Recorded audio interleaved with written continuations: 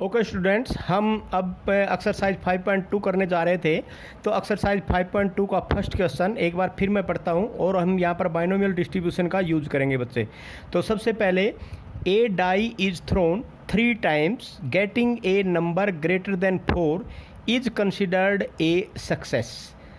Find the probability of getting at least 2 success. मतलब आपने जो प्रोबेबिलिटी बतानी है, probability of getting at least 2 success, कम से कम 2 सक्सेस होने चाहिए। मतलब 3 भी हो सकते हैं, 4 भी हो सकते हैं, 5 भी हो सकते हैं, 6 भी हो सकते हैं। वो तो डिपेंड करता है आप कितनी बार डाई को थ्रो करते हैं। तो बच्चे सबसे पहले मैं यहाँ पर आपको बताना चाहूँगा कि भाई इस क्वेश्चन को हम पिछले वाले मेथड से भी कर सकते थे, लेकिन यहाँ पर आपने सबसे पहली जो चीज़ है वो अपने मान के चलनी है। एक तो आपने हर के क्वेश्चन में एक तो निकालना है प्रोबेबिलिटी ऑफ सक्सेस, एक निकालना है प्रोबेबिलिटी ऑफ फेलियर। अब प्रोबेबिलिटी ऑफ सक्सेस और प्रोबेबिलिटी ऑफ फेलियर हमने एक ट्रायल के लिए निकालना है, चाहे वो डाई हो, चाहे वो क्वाइन हो, चाहे वो बॉल्स निकालनी हो। तो हमने सबसे पहले एक ट्रायल्स के लिए निकालना है। उस एक ट्रायल से हमें पता चल जाएगा what is the probability of success, what is the probability of failure. फिर वो प्रोबेबिलिटी ऑफ सक्सेस P और प्रोबेबिलिटी ऑफ फेलियर Q हम बाइनोमियल डिस्ट्रीब्यूशन के फार्मूले में NCR P raise to the power R Q raise to the power N minus R के अंदर हम यूज करेंगे। अब क्वेश्चन में देखो बच्चे, यहाँ पर सबसे पहले क्या निकालना है, एक डाई को कितने टाइम्स थ्रो करना है, 3 टाइम्स। तो इसका मतलब ये क्या, 3 टाइम्स जो हमने उसको थ्रो किया तो ये क्या होगा, आपका n होगा। तो नंबर कितने भी टाइम आप ट्रायल कर रहे हैं, कितने भी टाइम थ्रो कर रहे हैं, वो हमेशा आपका होगा n। और हमने सक्सेस किस पे, कितने सक्सेस निकालना है, 2 का सक्सेस, 3 का सक्सेस, ये होता है आपका r का मतलब ये आपका रैंडम वेरिएबल होगा। ये चीज़ का आपने ध्यान देना है। अब getting a number of greater than 4 is considered a success. अब ग्रेटर देन 4 अगर किसी डाई को, एक डाई को अगर किसी डाई को आप थ्रो करते हैं तो आप ये देखो ग्रेटर देन 4 क्या क्या आ सकता है। अब वहाँ ग्रेटर देन 4 में क्या क्या आएगा, या तो 5 आएगा या 6 आएगा। इसका मतलब आपके फेवरेबल केस कितने हो गए, 2 हो गए, एक 5 और एक 6। तो अगर एक डाई को आप थ्रो करते हैं तो आपके प्रोबेबिलिटी क्या होगी गेटिंग सक्सेस, वो 2 आए, 2/6 आ जाएगा। तो ये हो जाएगा 1/3। तो फेलियर क्या हो जाएगा, Q is equal to 1 minus में 1/3, तो 2/3। तो P भी निकल गया, Q भी निकल गया। अब यहाँ पर देखो रैंडम वेरिएबल आपका है number of the success denote करता है इन 3 थ्रोन ऑफ द टाइज। अब देखो यहाँ पर 3 टाइम्स दे रखा है, तो इसका मतलब पहली बार जब आप, एक बार समझने वाली बात यह है, मान लिया एक बार आपका कोई भी ग्रेटर देन 4 नहीं आया, उसके बाद फिर आपने कराया 1 ग्रेटर देन 4 आ गया, उसके बाद आपने कराया 2 ग्रेटर देन 4, दोनों के दोनों ग्रेटर देन 4, उसके बाद फिर आपने क्या तीसरे टाइम में फिर क्या, फिर वो ग्रेटर देन आ गया। अब यहाँ पर ग्रेटर देन R की वैल्यू तो 0 1 2 3 होगी ना आपकी। तो लेकिन बच्चे अब यहाँ पर आपने इसमें कुछ नहीं करना है, इसमें जो चीज़ आपकी R की वैल्यू तो ये होगी, लेकिन आपने निकालना क्या है, निकालना तो सिर्फ आपने है 5 और 6 के लिए। 5 आएगा, 6 आएगा, तो तभी हमारा ट्रायल होगा, नहीं तो हमारा n। इसका मतलब सबसे पहले क्या होगा आपका, there is at least 2 success, ठीक है ना, there is at least 2 success. तो इसका मतलब now there is at least 2 success. 2 success का मतलब क्या होगा कि भाई at probability of getting at least 2 success, कम से कम 2 सक्सेस, और 3 के 3 भी हो सकते हैं। तो 2 के 2 सक्सेस का मतलब greater than eight least 2 success. तो R इज इक्वल टू क्या होगा, 2 and 3। तो यहाँ पर अब आप एक चीज़ देखो, x इज इक्वल टू 2, ठीक है। अब यहाँ पर x इज इक्वल टू 3। अब यहाँ पर जो है कि भाई आपने 3 टाइम ड्रा किया है, मान ले पहले टाइम में आपके 1 भी नहीं आया, दूसरे टाइम में आपने क्या हुआ, 3 बार डाई को थ्रो किया। तो भाई जो 5 और 6 है, ए डाई 5 और 6, आपका 5 और 6 पहली बार करा आपने, हो सकता है कुछ भी ना आए, और उस पर 1 भी आ सकता है, उस पर 2 भी आ सकता है, और तीसरी बार जो आप पहली बार करते हैं, दूसरी बार करते हैं, तीसरी बार करते हैं, तो 2 success, getting at least 2 success. तो जब आप तीनों के करते हैं कि भाई तीनों के तीनों टाइम में भी आपके सक्सेस एक बार में भी आ सकता है, दूसरी बार में भी आ सकता है, ठीक है। और फिर तीसरा R क्या होगा, मान लो तीसरी बार आप सक्सेस कर रहे हैं, तो वो तीनों के तीनों टाइम पे भी आपका 5 और 6 में से कोई ना कोई आ सकता है। तो अब there are at least 2 success, देखने का है ना, गेटिंग एट लीस्ट 2 सक्सेस, कम से कम 2 सक्सेस होने चाहिए, ठीक है। अब बच्चे 2 सक्सेस का मतलब तो ये होगा कि भाई आपके एटलीस्ट 2, तो 2 भी हो सकता है और 3 भी हो सकता है। तो P X is equal to 2, 3C2 RC2, और यहाँ पर क्या होगा 1/3, पी की वैल्यू क्या है 1/3, क्योंकि यहाँ पर देखो ना P raise to power Q raise to N power S R 1/3 का स्क्वायर 2/3 की 3/2 इज इक्वल टू क्या हो जाएगा। अब 3C2 किसके बराबर होता है, 3C2 तो 3 के बराबर होता है, तो 3 × 1/9 × 2/3 तो ये 6/27 हो गया। अब P into X is equal to 3, तो x इज इक्वल टू 3 का मतलब 3C3, 1/3 की 3, 2/3 की क्यूब, और ये 127 होगा। अब ये तो प्रोबेबिलिटी आपके पास क्या होगी, प्रोबेबिलिटी ऑफ एटलीस्ट 2 सक्सेस, मतलब ग्रेटर देन 2, जो x है वो आपका ग्रेटर देन 2 होना चाहिए। तो P X is equal to 2 plus में P X is equal to 3, ये दोनों की प्रोबेबिलिटी आपने 6/27 प्लस में 1/27 इज इक्वल टू 7/27, ये आपका क्या है आंसर होगा। तो बच्चे यहाँ पर मैं एक बार और बता देता हूँ भाई, आपका देखो एक हो सकता है आपने ट्रायल किया, एक भी मतलब एक ट्रायल में आप ये कह सकते हैं कि भाई आपके पास क्या आ गया एक बार फिर क्वेश्चन पढ़ता हूँ। ए डाई इज थ्रोन 3 टाइम्स, मतलब एक डाई को 3 बार थ्रो किया गया, या आप ये जो 3 बार थ्रो किया गया ना बच्चे, इसका मतलब ये आपका एक ट्रायल है, एक ट्रायल है, समझ गए। तो इसका मतलब या आप ये भी कह सकते हैं कि भाई 3 डाई को एक टाइम पे थ्रो किया गया, मर्जी है आपकी। तो या आप इसको ये भी ले सकते हैं कि एक डाई को 3 डाई को एक बार थ्रो किया गया। अब उस देखो यहाँ पर इस क्वेश्चन को एक बार फिर समझो, a die is thrown 3 times, 3 time draw किया गया, और उनका आपका वो एक ट्रायल है, 3 बार वो ट्रायल किया गया ना, एक ट्रायल है वो आपका। अब getting a number greater than 4 is considered a success, find the probability of getting at least 2 success, मतलब 3 डाई एक टाइम पे फेंकी गई, उनमें से किसी एक, तीनों में से किसी एक पे भी भाई आपका 5 और 6 नहीं आए, हो सकता है एक पे 5 या 6 आ जाए, हो सकता है 2 पे 5 या 6 आ जाए, हो सकता है तीनों के तीनों पे 5 या 6 आ जाए। समझ में आ गई बात ये आपकी। तो इसलिए जो रैंडम वेरिएबल आपके पास क्या हो गए, 0, 1, 2 एंड 3।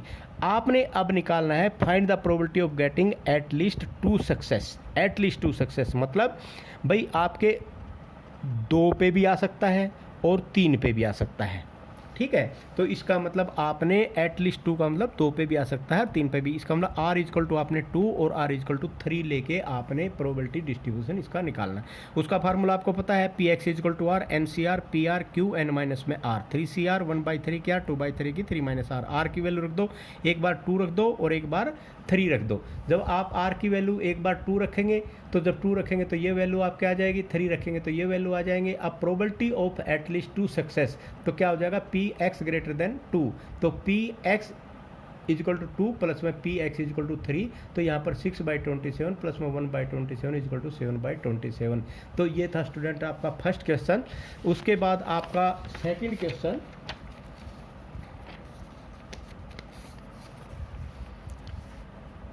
सेकंड क्वेश्चन क्या है बच्चे आपका, इस क्वेश्चन में find the probability of getting 5 exactly twice in 7th throw of a die. ये भी क्वेश्चन बिल्कुल सेम टू सेम। इस क्वेश्चन को समझने के बाद आपको कुछ समझ में आ जाएगा। Find a probability of getting 5 exactly twice in 7th throw of a die.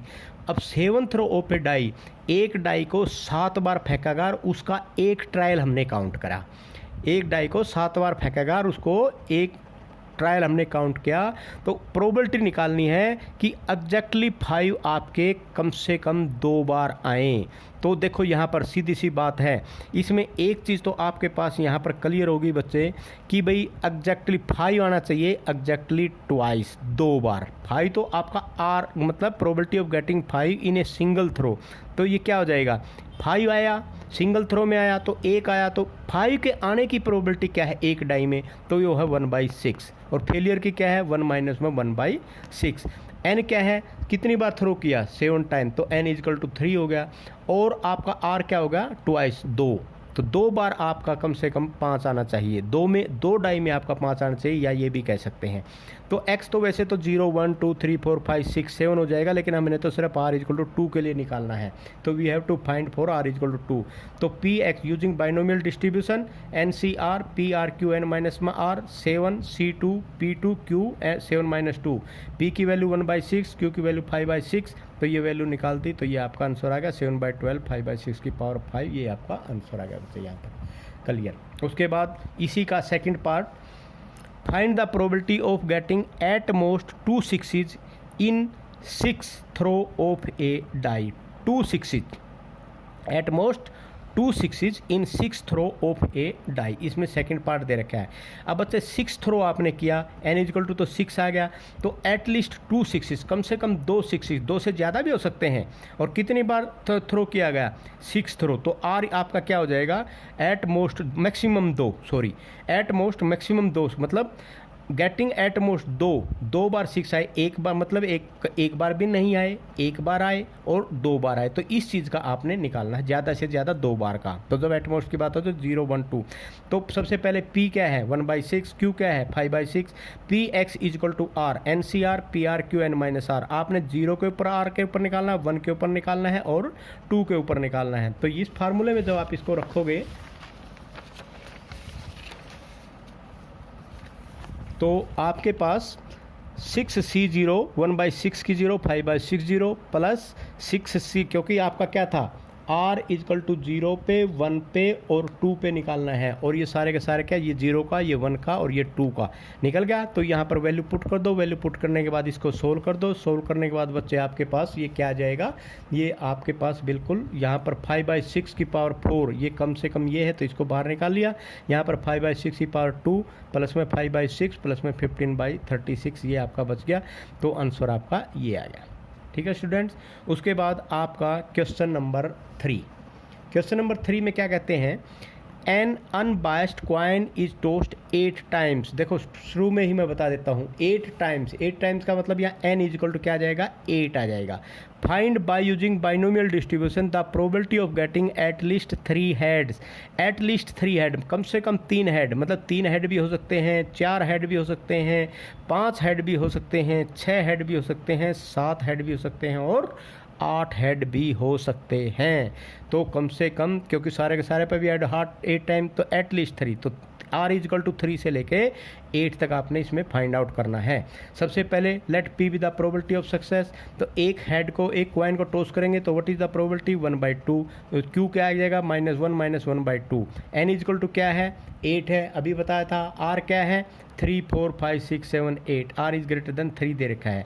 तो इसमें भी वही formula, px = r NCR PRQN-R, तो इसमें 1/1 r की वैल्यू लिख दो। Now px > 3, eight least 3 heads, तो यहाँ पर क्या हो जाएगा? Eight least 3 head. देखो अब एक चीज़ बच्चे, एक मेथड और मैं आपको बताता हूँ। एट लीस्ट 3 हेड का मतलब आपने 3 के लिए प्लस 4 के लिए प्लस 5 के लिए प्लस 6 के लिए प्लस 7 के लिए प्लस 8 के लिए इस फार्मूले में ऐड करना है। अब अगर हम 0 1 2 की निकाल दें, क्योंकि इसको निकालेंगे तो उसमें उसको 1 माइनस करके 0 1 2 का निकाल दे तो एक ही बात होगी, क्योंकि इन सभी का सम किसके बराबर होता है? 1 के बराबर होता है। तो इस पूरे की जगह हम लिख देते हैं 1 माइनस में px > 3, ठीक है। और x < 3 का मतलब क्या होगा? 0 1 एंड 2, तो 1 माइनस में, अब ये आपको क्या पास क्या हो जाएगा? 1 माइनस में 8C0 1/, तो ब्रैकेट लगा लो बच्चे यहाँ पर, ठीक है। तो यहाँ पर आपके पास क्या होगा स्टूडेंट्स? 1 माइनस में 8C0 1/2 की पावर 8, 8C1 1/2 1/2 की पावर 7, 8C2 1/2 की पावर 2 1/2 की पावर 6।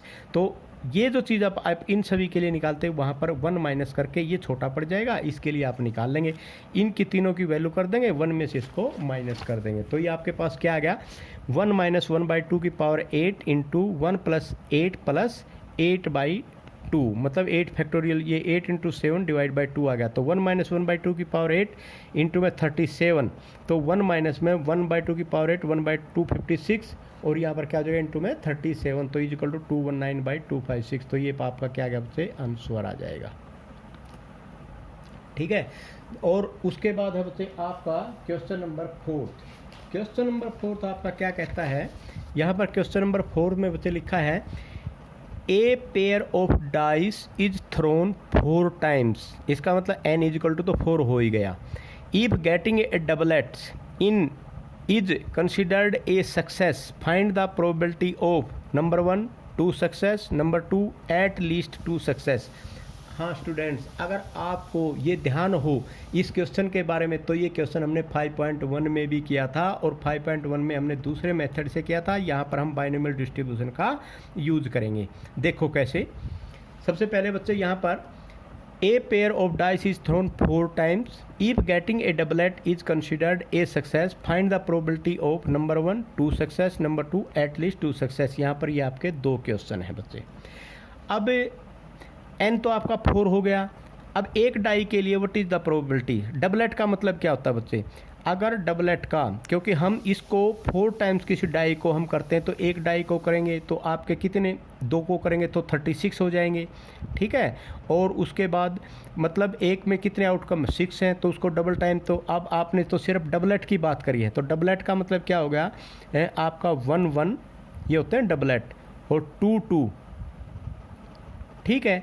और यहाँ पर a pair of die, a pair of die is thrown 4 time, ये ए पेयर ऑफ डाई को हमने एक चीज़ मानना है। अब एक पेयर ऑफ डाई में डबलेट, तो डबलेट तो एक पेयर में ही होंगे, अकेले तो होंगे नहीं, 1 1 2 2 और उसके बाद 6 6। अब ये कितनी बार आएंगे, ये आएंगे बच्चे आपके पास, तो ये 6 बार 1 1 2 2 3 3 4 4 5 5 6 6 ये आ सकते हैं किसी भी पेयर पे, ठीक है। तो ये 6 हो गए। What is the possibility probability, तो p is equal to 6/36 is equal to 1/6, तो पेयर का आपने निकाल दिया। अब what is the failure, q1 माइनस p, तो 5/6 हो जाएगा।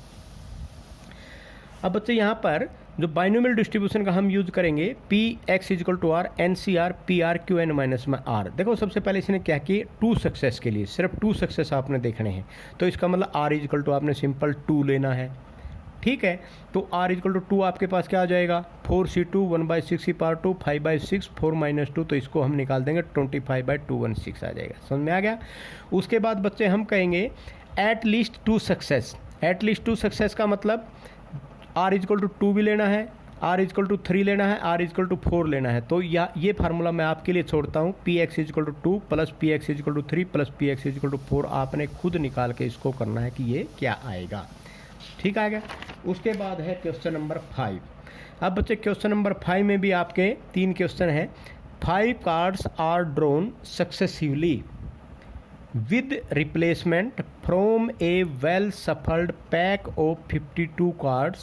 What is the probability that all the 5 cards are spades, only 3 cards are spades, none is a spades? तो बच्चे यहाँ पर इन तीनों क्वेश्चनों को करेंगे हम, बहुत इजी हैं। सबसे पहले एक बार फिर क्वेश्चन पढ़ता हूँ। 5 cards are drawn successfully with a replacement from a well shuffled pack of 52 cards. तो 5 कार्ड्स आर ड्रॉन, तो इसका मतलब n तो क्या होगा आपका 5 हो जाएगा। टोटल कार्ड्स क्या है 52, स्पेड्स के कार्ड कितने होते हैं 13। अब आप एक चीज़ देखो बच्चे, टोटल कार्ड 52 हो गए, स्पैड्स हो गई 13। What is the probability of getting a spade, तो 13/52 इज इक्वल टू क्या हो जाएगा आपका 1/4। तो इसका मतलब प्रोबेबिलिटी ऑफ सक्सेस क्या होगी 1/4, प्रोबेबिलिटी ऑफ फेलियर क्या होगी 1 - 1/4 इज इक्वल टू 3/4। पी भी निकल गया, क्यू भी निकल गया, एन इज इक्वल टू 5 है ही। अब देखते हैं, सबसे पहले all the 5 cards are spade, मतलब आर इज इक्वल टू आपने क्या लेना है यहाँ पर, आर इज इक्वल टू आपने लेना है 5। तो 5 के ऊपर सबसे पहले आप निकालेंगे। तो यहाँ पर probability when R is equal to 5, 5c5 1/4 की पावर 5, और आप ये कह सकते हैं 3/4 की पावर 5 - 5 0। तो इसको निकालेंगे तो 1/1024 हो गया। फर्स्ट क्वेश्चन आपका निकल गया जी, ठीक है। उसके बाद सेकंड पार्ट क्या था, only 3 cards are spades, 3 cards are spades. तो इसका मतलब आर की वैल्यू 3 है, सिंपल सी बात है। P X is equal to 3, P C 5c3 1/4 की 3, 3/4 की 2, 5 - 3 2, तो 90 ये आ गया 90/1024, ठीक है बच्चे। उसके बाद none is a spade, none is a spade का मतलब तो फिर क्या होगा भाई 5, मतलब कोई भी स्पेड नहीं है, तो इसका मतलब कोई भी स्पेड नहीं है, तो 0 हो गया। आर की वैल्यू क्या होगी 0, तो none of the card spade, इसका मतलब 5c0 1/4 की पावर 0, 3/4 की पावर 5, 243, 1024। तो ये सारे के सारे क्वेश्चन तीनों के आंसर ये आपके हो गए। एक का ये आंसर हो गया, एक का ये आंसर हो गया और एक का ये आंसर हो गया स्टूडेंट्स। ठीक है बच्चे, तो ये तो आपका था 5th क्वेश्चन। उसके बाद बच्चे आपका है नेक्स्ट है 6th क्वेश्चन। 6th क्वेश्चन भी बहुत इंपॉर्टेंट क्वेश्चन है और बहुत ही इजी आपका क्वेश्चन है। मैं इस क्वेश्चन को आपको करवा देता हूँ 1 बाय 1। इसमें भी आपके 2 पार्ट्स हैं बच्चे। There are 5% defective items in a large bulk of items, what is the probability that a sample of 10 items will include. तो एक बार फिर बताता हूँ बच्चे, there are 5% defective items in a large bulk of items, what is the probability that a sample of 10 item will be included। मतलब 10 item, n is equal to क्या हो जाएगा आपके पास 10 आइटम्स। ठीक है, सबसे पहले क्वेश्चन में क्या पूछ रखा है 2 डिफेक्टिव आइटम्स, मतलब 2 डिफेक्टिव आइटम निकले। उसके बाद note more than 1 defective item, note more than 1 मतलब 0 भी हो सकता है 1 भी हो सकता है, इस चीज़ का यहाँ पर ध्यान रखा। अब n इक्वल टू क्या होगा आपके पास 10। 5% डिफेक्टिव आइटम, ये आपने क्या दे दिया प्रोबेबिलिटी ऑफ, मतलब दे दिया आपके पास probability of item is defective, तो 5% आपका 5/100, तो 1/20 होगा p। ठीक है, तो यहाँ से 1/p क्या हो जाएगा, p क्या हो जाएगा 1/20, q क्या हो जाएगा 1 माइनस में 1/20 तो 19/20, सक्सेस फेलियर 1/20, फेलियर 19/20। अब बच्चे सबसे पहले ये देखो, इसमें जो आपके पास कहा गया है r की वैल्यू, R P X is equal to R, formula क्या होता है बाइनोमियल डिस्ट्रीब्यूशन का यूज़ किया, N C R P R Q N minus में आर। सबसे पहले 2 डिफेक्टिव तो are is equal to 2, 10C2 P2 Q8, तो इसमें फार्मूला में रख दिया, ये आंसर आ गया। उसके बाद कहता है एटलीस्ट 1 डिफेक्टिव, मतलब 0 भी हो सकता है, नोट मोर देन 1, तो सॉरी नोट मोर देन 1 दे रखा है, नोट मोर देन 1 डिफेक्टिव, तो इसमें 0 भी हो सकता है 1 भी हो सकता है। तो P X is equal to 0 plus P X is equal to 1, तो यहाँ 10C0 1/20 की 0 19/20 प्लस में 10C1 1/20 की पावर 1 और 19/20 की पावर 9, तो ये आपका आंसर आ गया, दोनों का आंसर ये आ गया। ठीक है बच्चे, अगर किसी को नहीं समझ में आता है तो आप इसको वीडियो को स्टॉप करके फिर आप इसको समझ लेना, आपको समझ में ज़रूर आ जाएगा, ऐसी कोई बात नहीं। फिर भी किसी को कोई डाउट है तो आप मेरे से पूछ सकते हैं। उसके बाद है बच्चे next question,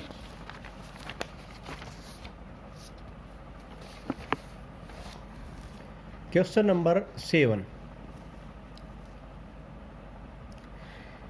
find the probability that a student entering the college will be a graduate is 0.4, ये प्रोबेबिलिटी दे दी है 0.4। Determine the probability that out of 5 students, out of 5 student मतलब n is equal to 5, none is graduate, एक तो आपने निकालना है none is graduate, इसका मतलब r इज इक्वल टू 0, उसके बाद 1 will be graduate, r is equal to 1। देखो ये खास बात ये है, क्वेश्चन ही सोल्व हो गया आपका।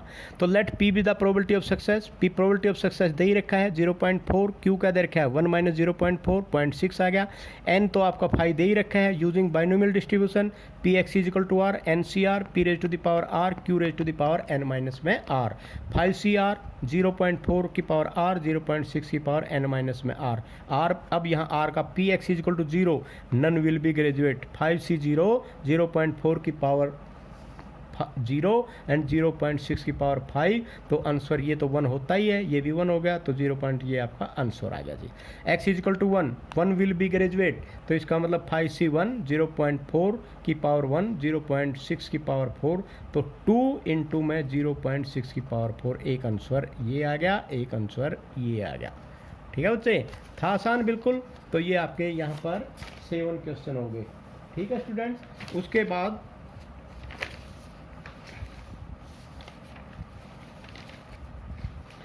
8th क्वेश्चन आपका बिल्कुल सेम टू सेम है, आप उसको कर लेना। उसके बाद मैं आपको एक 9th क्वेश्चन और करा देता हूँ, और आज के लिए 9th क्वेश्चन ही है, आगे हम फिर कल करेंगे। आज 9th क्वेश्चन तक और हैव ए पेशेंस, और इनको समझ लो बच्चे। तो if the probability that a man aged 60 will live to be 70 is 0.5, what is the probability that out of 10 men now aged 60 at least 7 will live to be 70। तो 60 से 70 तक गए बच्चे ये। तो इस बात का तो यहाँ को क्या है, 10 का डिफरेंस। वैसे आउट ऑफ 10 मैन आपने यहाँ पर 10 मैन आउट ऑफ 10 मैन लेने हैं, तो इसका मतलब n इज इक्वल टू आपका क्या होगा, 10 हो गया। P is the probability of success, probability of that a man live 10 years, 10 year मतलब 60 से 70, 10 ईयर्स, तो वो 60 साल 10 साल जिएंगे। तो Q क्या हो जाएगा, 1 माइनस पी, 1 माइनस में 1 बाई क्या आ जाएगा, प्रोबेबिलिटी क्या है दे रखी है प्रोबेबिलिटी तो 0.5, तो 1/2। Q क्या है, 1 माइनस में 1/2, 1/2। अब ये कहता है कि 7 एट लीस्ट, कम से कम 7 लोग जिए 10 साल और, मतलब कम से कम 7 लोग, मतलब 7 भी जी सकते हैं, 8 भी जी सकते हैं, 9 भी जी सकते हैं, और 10 के 10 भी आपके 70 ईयर्स तक पहुंच सकते हैं। तो इसका मतलब आपने r = 7 की भी बाइनोमियल डिस्ट्रीब्यूशन निकालना है, 8 का भी निकालना है, 9 का भी निकालना है, और 10 का भी निकालना है। तो x = 7, 8, 9 एंड 10। तो P7 plus P8 plus P9 plus में P10। अब Px = r बाइनोमियल डिस्ट्रीब्यूशन किसके बराबर होता है, NCR P raise to the power R, Q raise to the power N minus में R। तो put R is equal to 7, 8, 9, 10 in 2 and add 10C7, यहाँ पर 7, यहाँ पर 10 माइनस 7 3, 10C8 ये आ गया, 10C9 ये आ गया, 10C10 ये आ गया। इन सभी की वैल्यू रख दो, 1/2 की पावर 10, सभी देखो यहाँ पर ये भी 10 है, ये भी 10 है, ये भी 10 है, ये भी 10 है। तो 1/2 की पावर 10 तो बाहर निकाल लिया, 10C7, 10C8, 10C9, 10C10 ये आपके क्या हो जाएंगे, अंदर आ जाएंगे। ठीक है स्टूडेंट्स, फिर इनको 10C7 को 10C3 लिख सकते हैं, 10C8 को 10C2 लिख सकते हैं, 10C9 को 10C1 लिख सकते हैं, इसको हम 10C0 लिख सकते हैं। ये क्या होता है, 120 के बराबर, ये 45 के बराबर, ये तो 10 है ही, और ये 1 के बराबर है। सारे के सारे को इनको ऐड कर दो, इसके साथ मल्टीप्लाई कर दो, तो आपका आंसर आ जाएगा 176/1024 और 0.172 ये आंसर आ गया। तो ये थे आपके बच्चे 9 क्वेश्चन। आप इन सभी क्वेश्चंस को कर लेना। किसी क्वेश्चन में कोई डाउट आता है तो हेजिटेट करने की ज़रूरत नहीं है, आप मुझसे इंडिविजुअल भी आके मेरे व्हाट्सएप पे आप मुझसे समझ सकते हैं। आगे फिर हम नेक्स्ट 10 से और 21 तक क्वेश्चन जो आपके बचे हैं वो नेक्स्ट लेक्चर में करेंगे। Thank you very much.